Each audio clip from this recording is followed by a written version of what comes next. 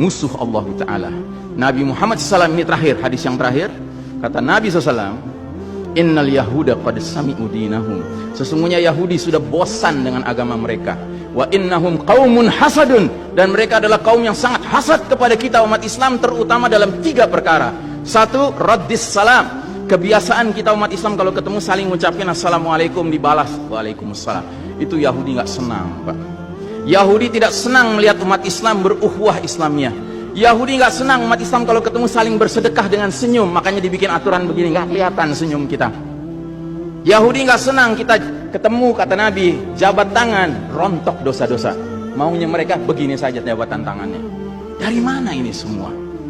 Yang kedua, mereka hasad sama kita dalam urusan apa? Iqamatis sufuf, dalam tata cara kita menegakkan saf kita.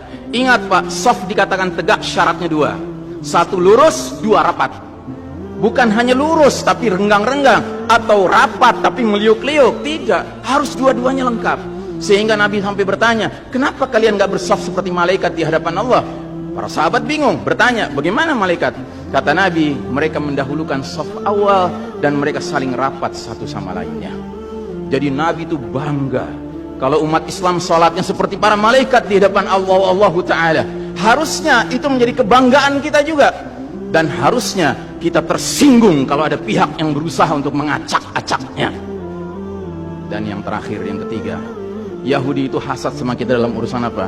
Dalam urusan umat Islam di belakang imam salat wajibnya mengucapkan amin. Makin keras suara amin itu, makin geram mereka. Karenanya mereka bikin aturan, sempat 2 bulan masjid ditutup sama sekali, nggak terdengar suara amin dari jamaah karena nggak ada yang boleh ke masjid. Tapi sekarang setelah dibolehkan, masjid yang bisa muat 2000 orang, cukup 500 orang, cukup 700 orang. Supaya apa? Sekurang-kurangnya aminnya bisa berkurang. Maka sekarang pertanyaan besarnya adalah, untuk siapa kita sholat? Liman nusalli? Lillahi aw lihaula? Atau untuk mereka? Inna salati wa nusuki wa mahyaya wa mamati lillahi rabbil alamin. Mudah-mudahan apa yang saya sampaikan tidak membuat bapak dan ibu makan nggak kenyang, tidur nggak nyenyak, tetapi semakin sadar betapa kita sedang hidup di era penuh fitnah di akhir zaman, dan musuh-musuh Allah sedemikian sistematis, sedemikian terencananya membuat kita sadar tidak sadar meninggalkan din kita. Yang paling mengerikan kalau sampai sudah nggak ada perasaan lagi risau dengan ini semua. Karena apa? Nabi bersabda, siapa lihat kemungkaran ubah dengan tangan, nggak bisa dengan lisan, nggak bisa dalam hati. Dalam hati itu maknanya apa? Ingkari itu sebagai kebenaran, itu mungkar. Dan itu kata Nabi selemah-lemahnya iman.